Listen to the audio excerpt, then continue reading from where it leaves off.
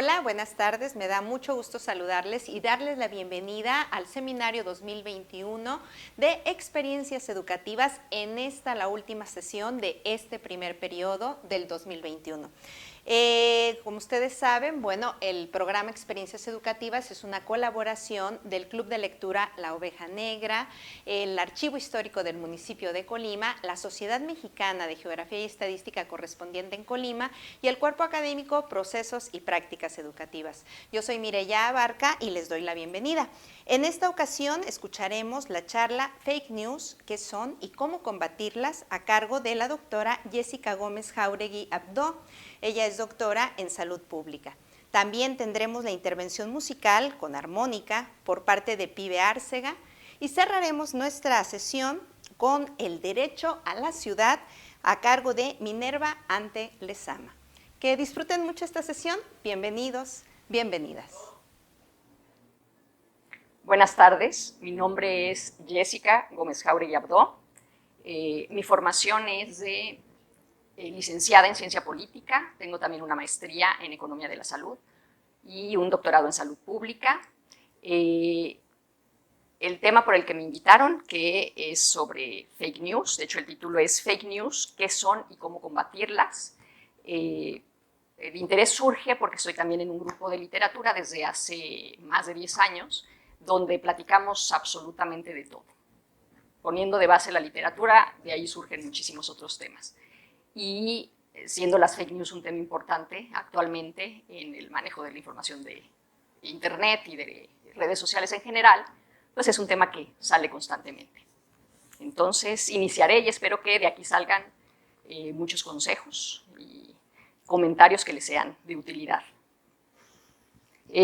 Revisando artículos para armar justamente esta charla, me encontré con uno de Diana Bautista Villagómez, que introduce el tema de las fake news haciendo alusión a la célebre transmisión de radio de Orson Welles en octubre de 1938.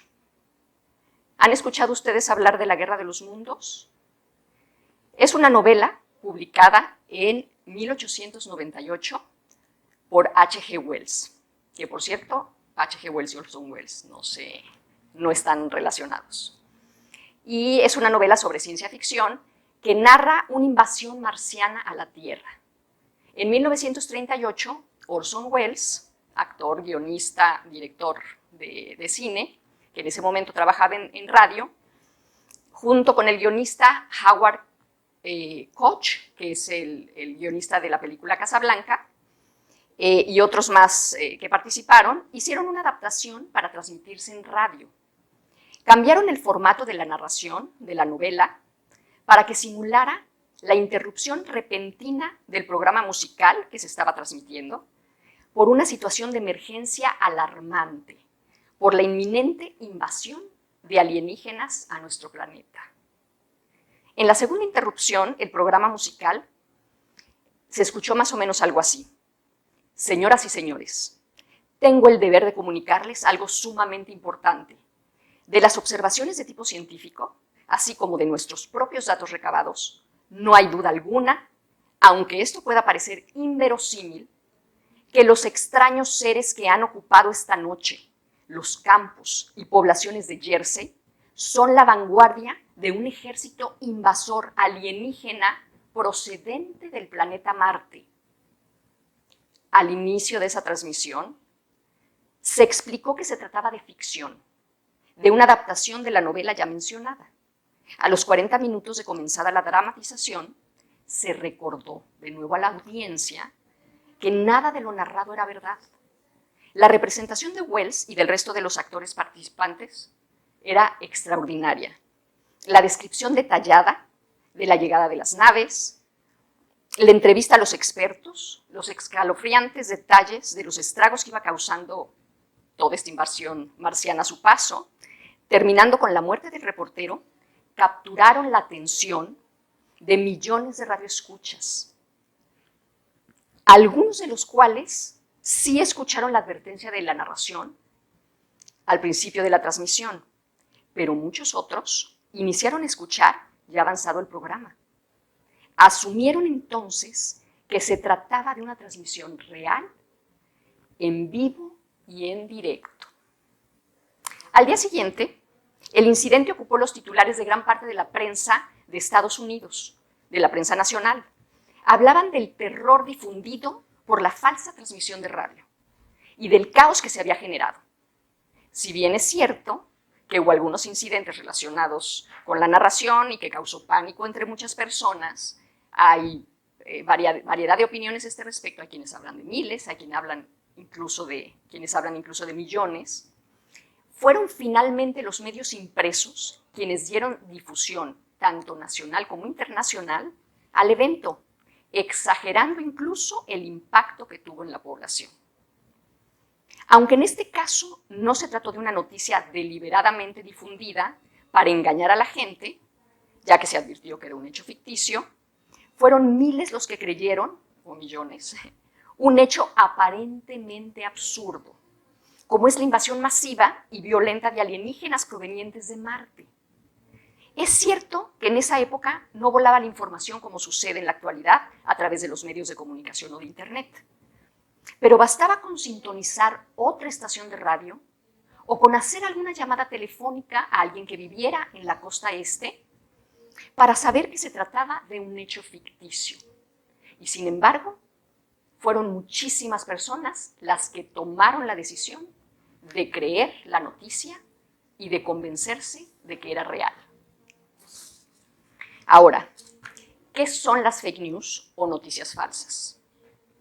El Cambridge Dictionary las define como historias falsas que aparentan ser noticias, difundidas a través de Internet o utilizando otro medio de información, creadas usualmente para influir en las tendencias políticas o incluso como una broma. Se trata de noticias con información falsa o con verdades a medias que se presentan de tal forma, por el lenguaje, por el formato y la estructura del contenido, que pueden convencer fácilmente a la población. El objetivo de las fake news es engañar de manera deliberada a las personas a quienes llegan los enlaces, los textos, los videos, las imágenes, con esa información falsa. Es información que busca mal informar y escandalizar a la opinión pública para así poder manipularla. Unido a la proliferación de las fake news, algo que también sabemos es que nos encontramos inmersos en la cultura de la posverdad. La posverdad se refiere a la distorsión deliberada de la realidad en la que los hechos objetivos tienen menos influencia y se consideran menos importantes que las creencias y que las opiniones y las emociones personales. El mejor ejemplo que les puedo dar sobre este fenómeno de la posverdad es la manera en que han proliferado y se han multiplicado los grupos de personas terraplanistas, que son los que actualmente, en pleno siglo XXI, y con todos los avances tecnológicos y toda la evidencia que tenemos, están convencidos de que la Tierra es plana. No obstante que podemos fácilmente acceder a una imagen tomada desde el espacio, donde claramente se ve la forma que tiene la Tierra, que es una forma esférica. Ellos han decidido apegarse a sus creencias personales y estar convencidos de que la Tierra es plana. Y como este tipo de ejemplos, hemos visto muchos en Internet. La existencia de noticias falsas para manipular a la población no es un fenómeno nuevo.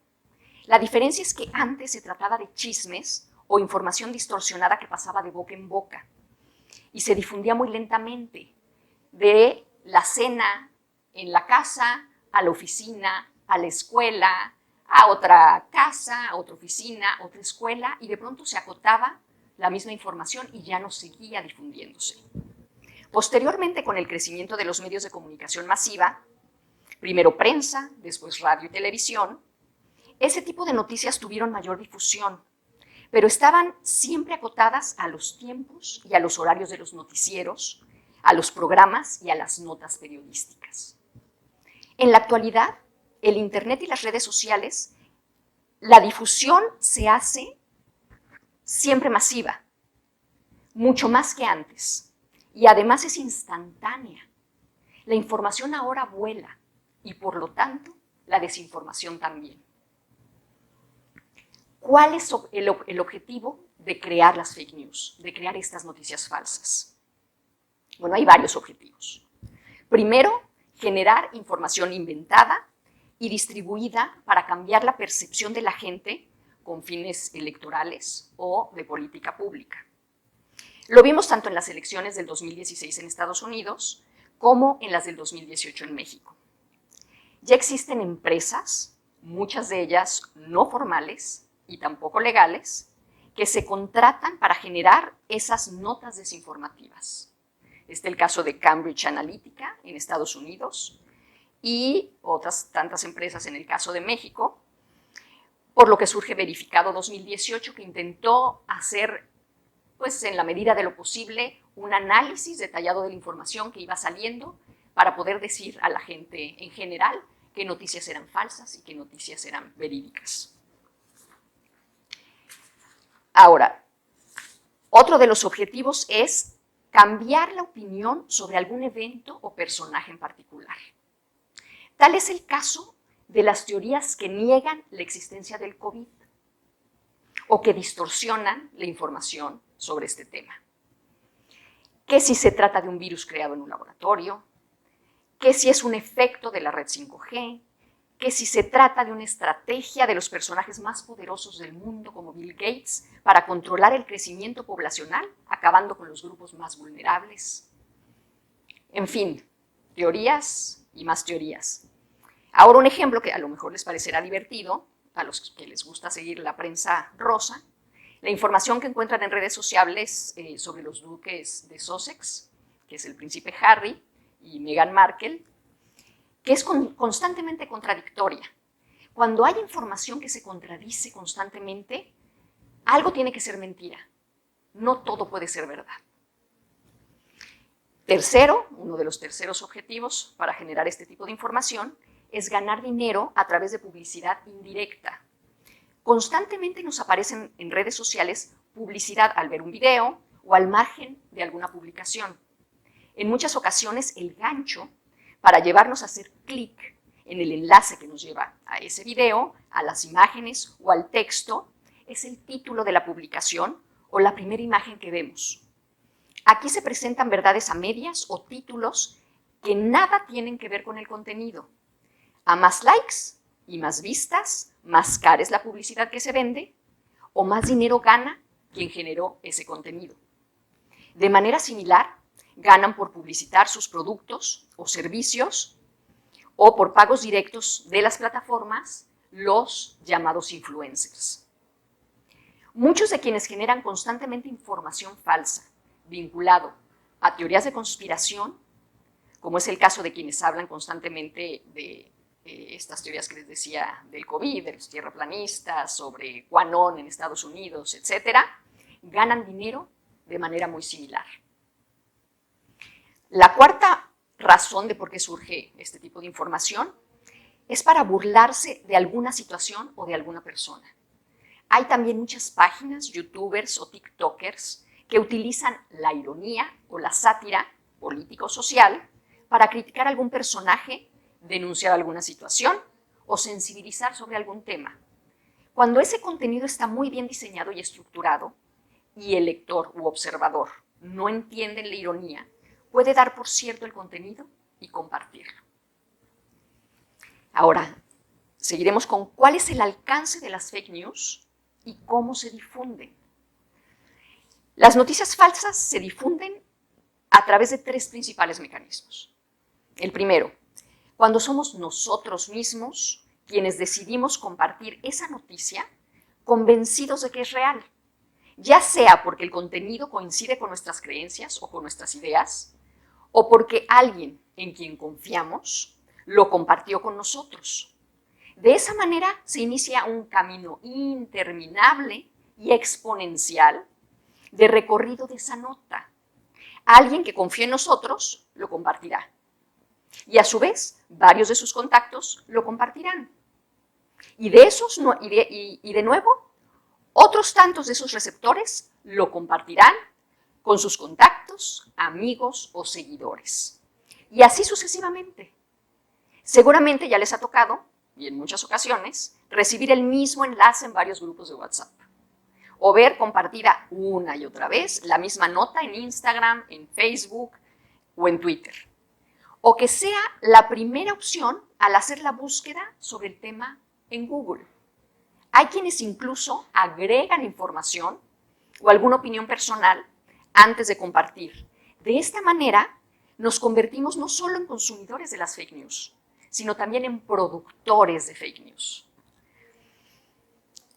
Otra forma de difusión de este tipo de noticias es al estar haciendo uso de buscadores como Google, al dar likes en publicaciones sobre ciertos temas o al compartir esas publicaciones en diversas plataformas de redes sociales, estamos proporcionando información que es utilizada por los algoritmos que determinan qué información y qué publicidad le debe de aparecer a cada usuario. Nos llega entonces información filtrada y condicionada por nuestra propia actividad en las redes sociales. Al estar recibiendo constantemente información cercana a nuestras ideas y nuestras creencias, nos da la falsa idea de que así piensan todos, de que esa idea la tienen todo el mundo. Así también, si nos aparece la misma información, aunque sea falsa, una y otra vez, desde distintas fuentes, asumimos que debe ser verdad. Sin embargo, esa aparición sistemática se debe, como ya lo dije, tanto al algoritmo como al hecho de que el flujo de información en las redes sociales se actualiza constantemente, no solo por relevancia para el usuario, sino también de acuerdo con el alcance y las interacciones que tiene la publicación, validando una noticia solo por su nivel de difusión. Entonces, la noticia aparece en todas mis redes sociales porque el algoritmo dice que es de interés para mí y porque es una noticia que se hizo viral. Y eso no quiere decir que sea una noticia cierta. La tercera forma de lograr esta difusión son los bots, que contribuyen a la viralización de estos contenidos. Estas son herramientas digitales que pueden, entre otras funciones, muchas de ellas funciones que nos ayudan en ese manejo y en ese mundo de redes sociales y de Internet, pero en este caso contribuyen a simular en redes sociales, a ser personas que dan likes, que comentan o comparten determinada publicación, contribuyendo así a su viralización. Hay también bots que roban datos a través de pseudoenlaces, correos electrónicos falsos o sitios web fraudulentos. Utilizan encabezados o imágenes sensacionalistas que enganchan al usuario de redes sociales para que den clic en el enlace y lo llevan a algún sitio web que solicita datos personales y normalmente esto es a cambio de algo. Ahora, y es parte de lo más importante de esta charla, ¿qué puedo hacer yo para identificar estas noticias falsas, estas fake news? Antes que nada, y esto es fundamental, tener un pensamiento crítico. Hay que cuestionar toda la información que llegue a nuestros ojos y a nuestros oídos. Punto número 1, duda de los títulos. Las noticias falsas suelen llevar títulos llamativos, escritos en letras mayúsculas, con signos de exclamación, comúnmente redactados de manera sensacionalista, como ya había dicho, para despertar la curiosidad del usuario. Buscan engancharnos. Segundo, fíjate en la URL, es decir, la dirección que nos lleva a esa página. Muchos sitios de noticias falsas realizan pequeños cambios muy sutiles en la URL de las fuentes originales de medios de comunicación conocidos, realizan cambios como agregar solo un guión, una coma, o utilizan la terminación .net. Y esto para imitarlas y que creamos entonces que viene esa noticia de una fuente fidedigna, de una fuente de confianza. Puedes visitar entonces el sitio original y compararlo con la URL que te están dando en esa noticia y ver si hay alguna diferencia. 3. Investiga la fuente. Asegúrate que las noticias estén escritas por una fuente de confianza. Si la noticia proviene de una organización o una fuente desconocida, desconfía. Incluso cuando al hacer la búsqueda sean varios los sitios que replican la información casi de manera textual. Hay muchos sitios poco confiables en Internet que no tienen el cuidado, aunque no es su intención el compartir noticias falsas, no tienen el cuidado de verificar la información que van agregando. Número 4. ¿Quién es el autor? Realiza una búsqueda rápida sobre el autor. Si es confiable, si es real, si ha escrito algo más sobre ese tema. 5. Los tipos de formato. Muchos sitios de noticias falsas contienen errores ortográficos o diseños extraños. Eso sería suficiente para llamar nuestra atención y decir, aquí hay algo extraño que no me suena muy bien. 6. Presta atención a las fotos. Las fake news suelen contener imágenes o videos manipulados. A veces las fotografías suelen ser auténticas, pero sacadas de contexto. Puedes buscar la imagen para verificar su procedencia apoyándote en herramientas que ya existen y que son accesibles como TinEye o RevEye, que es de Chrome. 7. Comprueba las fechas. El orden cronológico de las fake news puede resultar ilógico muchas veces o tener alteradas las fechas de los eventos. 8. Contrasta la información. Comprueba las fuentes de autor, las fuentes que utilizó el autor de esa nota, para confirmar que sean precisas. Si no aporta pruebas o se habla de expertos desconocidos, es posible que sea una noticia falsa. Hay que comprobar que haya datos que avalen esa información. 9. Consulta otras noticias sobre ese tema. Si otros medios están publicando sobre el mismo tema, son más fiables y presentan información distinta, puede ser que esa noticia que nos llegó no sea real.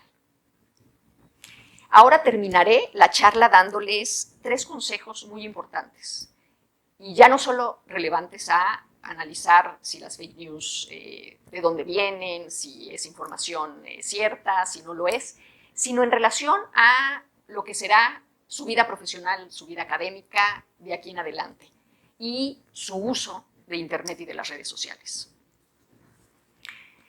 Bueno, lo primero que quiero compartirles es, no olviden que el periodismo debe verificar y contrastar la información. Los medios serios y los periodistas reconocidos, con una trayectoria larga y ética, se espera que sean confiables. Para tener una opinión crítica, les recomiendo que consulten periódicamente fuentes periodísticas de distintas tendencias políticas. Así conocerán diferentes puntos de vista o diferentes enfoques sobre un mismo tema y podrán entonces ir conformando ustedes su propio punto de vista de una manera consciente, responsable e informada. Otra cosa que les quiero compartir. Ya les había mencionado, se los repito. Sean críticos con la información. Sobre todo la información que difunden influencers, youtubers, tiktokers, etc. Sobre todo quienes hablan de temas diversos y que deben, entonces, para mantener su número de seguidores, estar generando contenido constantemente. Cuando están generando ese contenido de manera constante, no tienen el tiempo para poder hacer una investigación exhaustiva y detallada del tema que nos están presentando. No tienen tiempo tampoco para estar verificando la información. Entonces, esa es responsabilidad de ustedes. Y finalmente, el último consejo es que como estudiantes y posteriormente como docentes, académicos y profesionistas, recuerden que la información que aparece en publicaciones científicas, académicas y de temas especializados llevan todo un proceso antes de su publicación. Y este proceso garantiza la seriedad y veracidad de su contenido. Primero, y les voy a narrar más o menos el camino que se sigue, primero los editores verifican que el artículo cumpla los estándares básicos de la calidad. Se pasa entonces En un proceso doble ciego, eso quiere decir que quien revisa el artículo no tiene idea quién lo escribió y quien escribió el artículo no tiene idea de quién va a revisar su artículo. Este proceso doble ciego pasa a 2 o 3 expertos en el tema para que lo revisen y lo critiquen. De acuerdo a lo que estos expertos dictaminen, se decide si es aceptado con cambios menores, con cambios mayores o si es rechazado. El autor debe revisarlo entonces y hacer los cambios que se solicitan, que pueden implicar recolectar más información, más datos, hacer un nuevo análisis e incluso reescribir el artículo. Se reenvía para ser de nuevo revisado por los expertos. Si así lo consideran, el artículo entonces será aceptado para la publicación. Ni revisores, ni los autores del artículo reciben ningún pago por este trabajo. Por lo tanto, no hay ningún interés de por medio. Por parte de las revistas, no hay ningún incentivo más allá de ser considerados dentro de este proceso y quien lo escribe, de que su artículo finalmente pueda ser publicado. Hagan uso entonces de estos recursos. Si ya vimos que llevan toda esa estrategia rigurosa para asegurarnos que lo que están publicando es información certera, utilícenla para estudiar y para investigar. Muchas gracias por su atención y espero que todo esto les haya gustado y haya sido de utilidad. Hasta luego.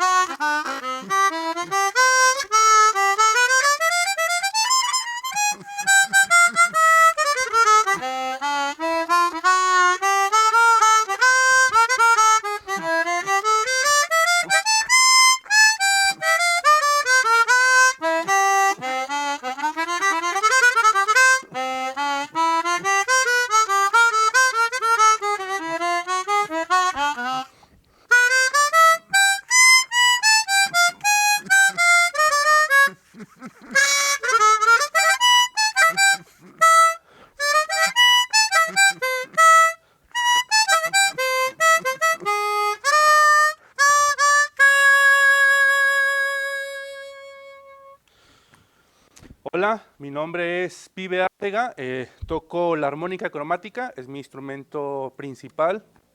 Este es un instrumento que su antecedente más antiguo es un instrumento de origen chino llamado Sheng, que significa aliento divino. Es un instrumento que se tiene en registros desde 1500 antes de Cristo. Es un instrumento dentro de la familia de las lengüetas libres, pariente del acordeón, pariente del pianito que se toca con las manos, melódica. Melódicas son prácticamente una membrana. El Sheng funciona de esta manera, es una membrana que está vibrando con el soplado o el aspirado. Es un instrumento que se diferencia al saxofón o a la trompeta, otra clase de alientos en el que nada más se sopla, aquí se inhala y se sopla. Así como en el acordeón se tiene ciertos sonidos con el fuelle adentro y con el fuelle hacia afuera. Este es un instrumento que se tiene ese registro, pero aproximadamente en 1870 se empieza a fabricar y se empieza a perfeccionar en Alemania, que también es de donde viene el bandoneón, el acordeón, se empieza a tener como en producción ya masiva a 1880 y llega prácticamente en el mundo como en 1900. A México llega con los primeros alemanes que vienen a vender instrumentos, llegan por la casa Bergkamp, llegan a vender ese instrumento y se hace muy popular porque es un instrumento realmente económico comparado con otros instrumentos y muy portátil. Entonces hay varios tipos de armónicas. Está esta que es la armónica cromática. Esta lo que tiene es que se tienen las 12 notas de la escala cromática. Al soplar y al inhalar tenemos como las teclas blancas de un piano. Al tener el botón apretado se tienen las teclas negras, entonces se puede tocar cualquier clase de melodía en cualquier tonalidad. Se puede tocar cromáticamente, se puede tocar música clásica, música jazz. El tema con el que abrí es un tema de Thelonious Monk, que es un compositor del jazz y un gran músico. Se llama Monk's Dream, el sueño de Monk, que es prácticamente en lo que me he especializado, es en el jazz, en la música improvisada. Con esta armónica prácticamente se puede tocar este género que es complejo, o también la música clásica, pero también está la armónica diatónica, que es esta armónica pequeña, que es muy popular en el blues. Esta armónica fue la que empecé tocando. Empecé principalmente interesado por el blues, y después de que escuché a John Coltrane y a Charlie Parker, nació mi interés por el jazz y empezó el estudio de este género musical. Voy a tocar un poco con esta armónica, un poco de blues. Es una armónica muy portátil, que es la maravilla de este instrumento, que uno puede cargarlo en tu bolsillo y tras prácticamente mucha expresividad.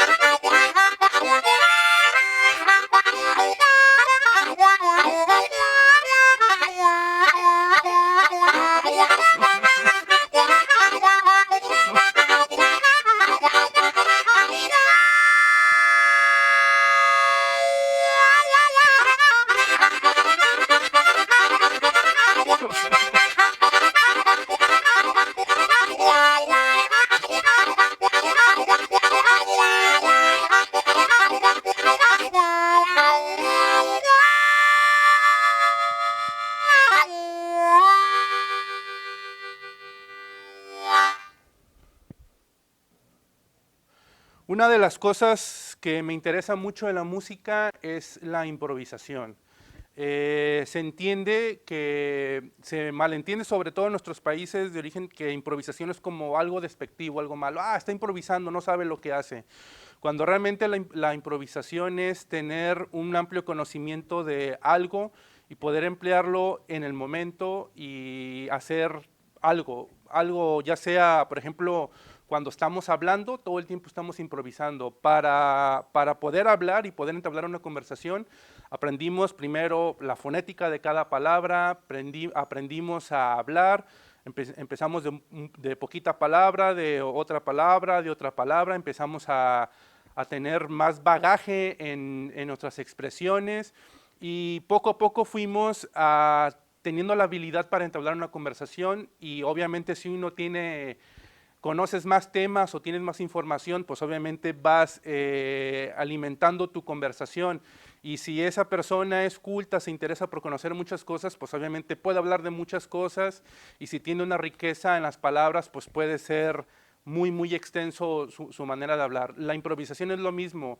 Para poder improvisar tienes que tener el conocimiento de la música, sentir la vibración, y también el poder conocer diferentes estilos de música, diferentes maneras de tocar para poder crear un lenguaje musical y poder expresarse de una manera vasta musicalmente hablando. Entonces, la improvisación es tener esa riqueza, tienes que tener una mente abierta, conocer de diferentes estilos de música, conocer, tener ritmos, estar escuchando, y aunque no los domines, hay que estar escuchando mucho para poder enriquecerse. Mi interés empezó con el blues, después se fue con el jazz, y también empezó mi interés por músicas improvisadas de otras partes del mundo. Así como la música mexicana, tuve mucho interés en el son jarocho, que es una música en el cual se toca un tema y hay ciertas partes en las cuales se improvisa. También me interesa mucho la música de la India, la música árabe, músicas en las cuales tienes que tener cierto conocimiento de ciertas escalas, o en la música de la India conoces los ragas, que son estas maneras de colorear. Incluso raga significa eso, como colorear algo. Son escalas que se conocen, que se tocan a ciertas horas del día, que se tocan ciertos días del año o ciertas temporadas. El tener el conocimiento de esta música ha enriquecido mucho mi improvisación y la manera que hago. Y aparte, esto es un instrumento acústico, pero también se puede enriquecer con efectos, con electrónica. También estoy muy interesado en la música electrónica y en el poder crear otras sonoridades a base con este instrumento, pero con más electrónica. Con lo que voy a tocar ahorita es un son jarocho, es un son que se llama La Gallina. Fue uno de los primeros sones que aprendí y el cual me da mucho para aprender, que prácticamente el son jarocho es música afroindígena desarrollada en nuestro país. Tiene mucho la influencia árabe por la dominación mora que estuvo en España, incluso tiene muchísimo de música árabe, música barroca, música africana y música indígena, que es lo que toca. Entonces, yo cuando escucho el instrumento, estos instrumentos que son hechos de una sola pieza y que tienen muchos armónicos, me empieza a vibrar mucho. Entonces voy a tocar esto para despedirme y los invito a estar escuchando mucha música, a cantar sobre todo. Si están interesados en aprender un instrumento o introducirse en la música, no hay como primero usar el instrumento el cual se nos dio dado desde el nacimiento, que es la voz.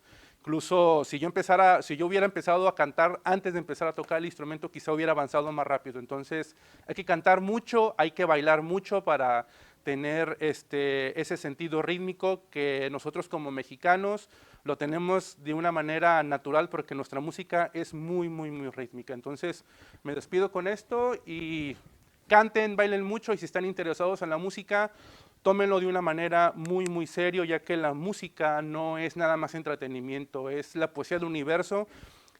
Con ella podemos hacer desde que las vacas den mejor leche, las plantas crezcan mejor, a prácticamente cambiar nuestro estado de ánimo y nuestra salud a base de la vibración de la música. Entonces, muchas gracias y me despido con esto.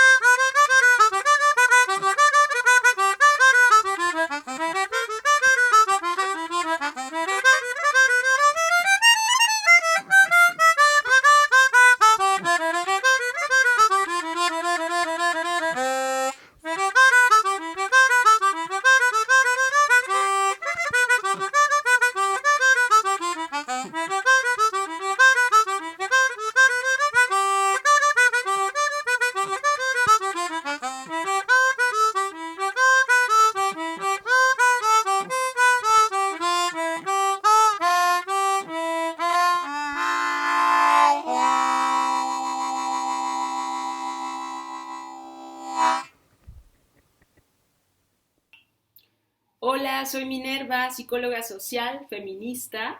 Estudié artes visuales y psicología en la Universidad de Colima. Después migré a la Ciudad de México y ahora soy investigadora postdoctoral en la UNAM.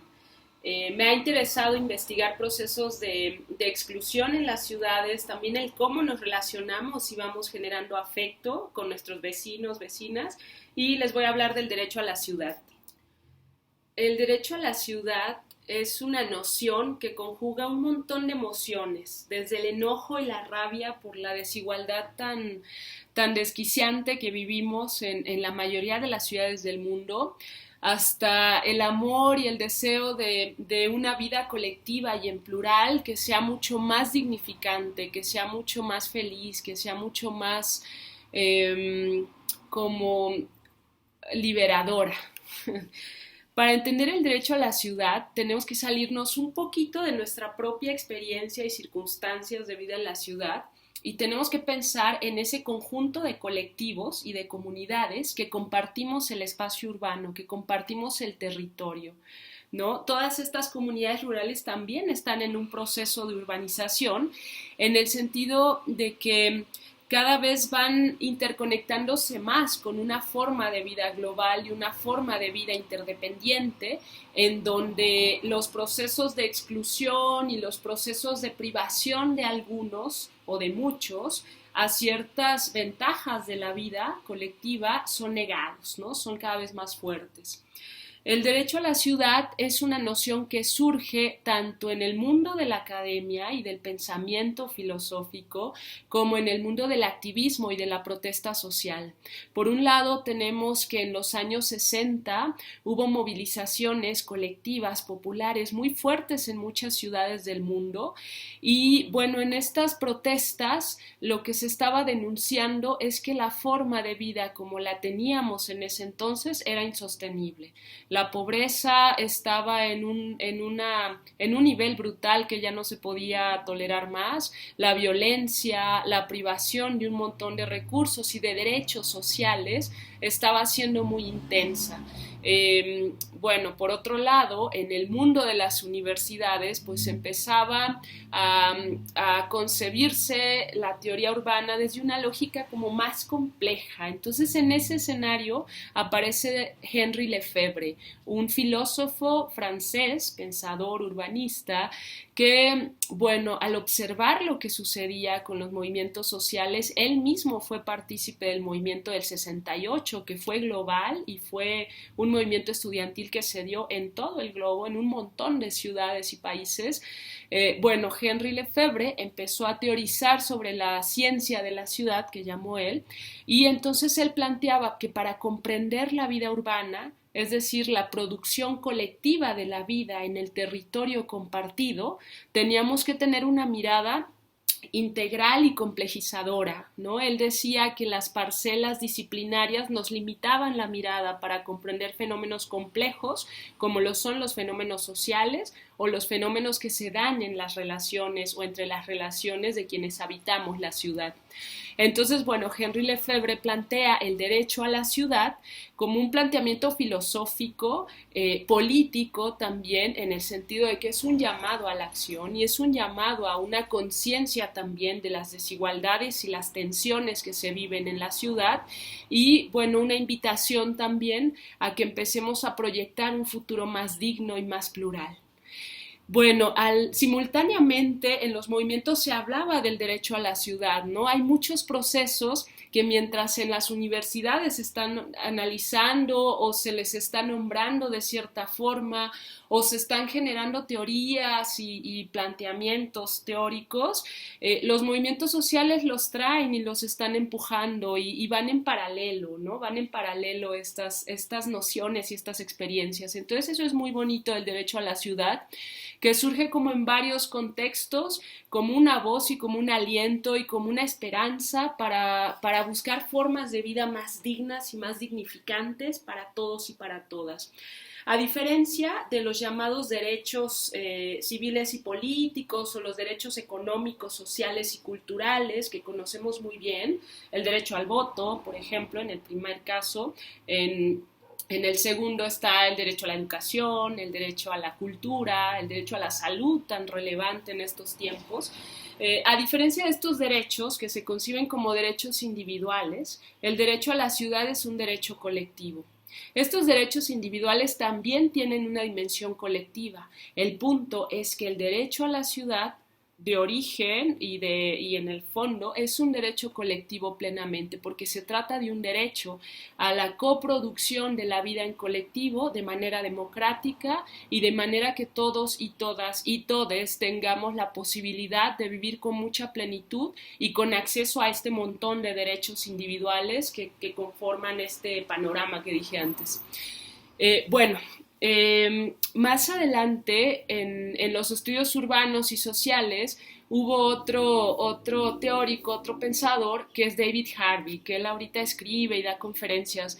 David Harvey pone sobre la mesa que este derecho a la ciudad se está vulnerando porque en la vida moderna o en la vida contemporánea, como la conocemos, los procesos de urbanización, es decir, de producción de la ciudad, están funcionando de tal manera que son financiados y generan mucha deuda y generan un excedente de capital que implica ganancia para el mundo empresarial, el mundo inmobiliario. A veces los estados también se coluden con este mundo, con este sector empresarial, y todo eso de donde se está absorbiendo, porque para generar un excedente de capital tienes que expropiarlo, tienes que expropiar el trabajo o la energía de otros, ¿no? Y esos otros son los recursos naturales o la naturaleza y los trabajadores y la gente que se vuelve consumidora también de esos bienes, como en el caso de la ciudad.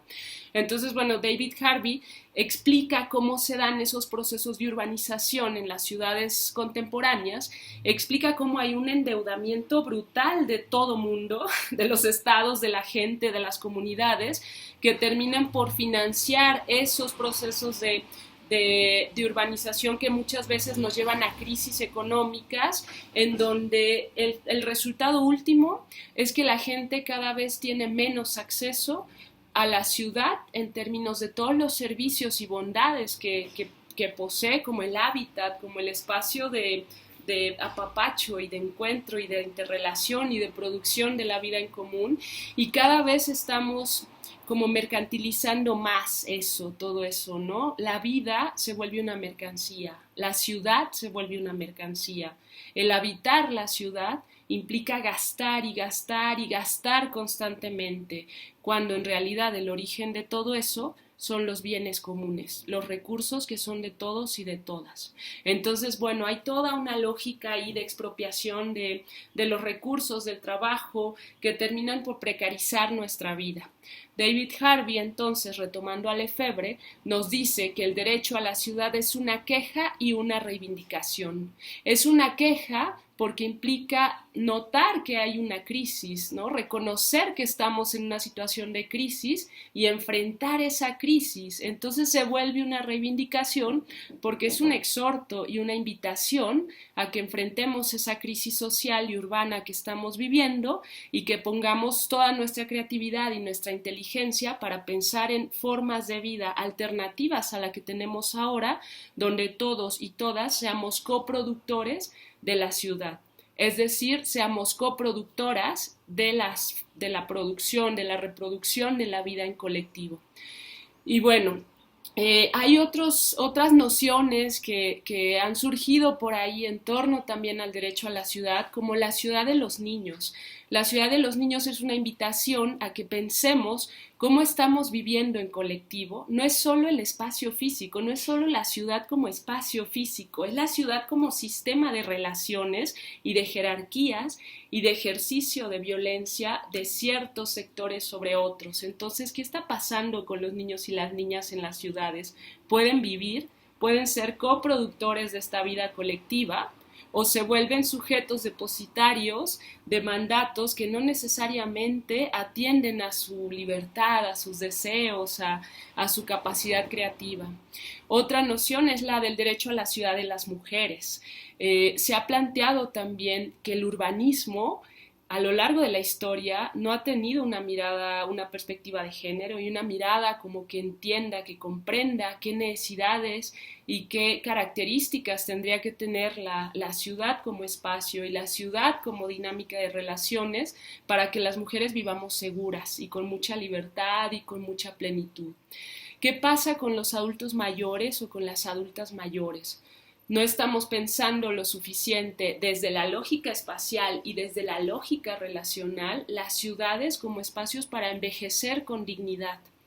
El derecho a la ciudad en ese sentido implica una serie de conocimientos, de nociones, de planteamientos, de rutas posibles. Hay muchas cartas ya del derecho a la ciudad. Hay una Carta Mundial del Derecho a la Ciudad que se firmó en el Foro Social Mundial de Brasil hace ya varios años, y está la Carta de la Ciudad de México también por el derecho a la ciudad, que bueno, es una invitación también o una exhortación a que los gobiernos en colaboración con la ciudadanía busquemos formas de producir la ciudad, como dije, dignificantes para todas y todas, con más igualdad, con más justicia social, con menos abuso, con menos clasismo, donde se anule el clasismo, el racismo, el sexismo, el adultocentrismo y todas estas formas violentas de un grupo dominando sobre otro, oprimiendo al otro e imposibilitando su vida libre, digna y en colaboración.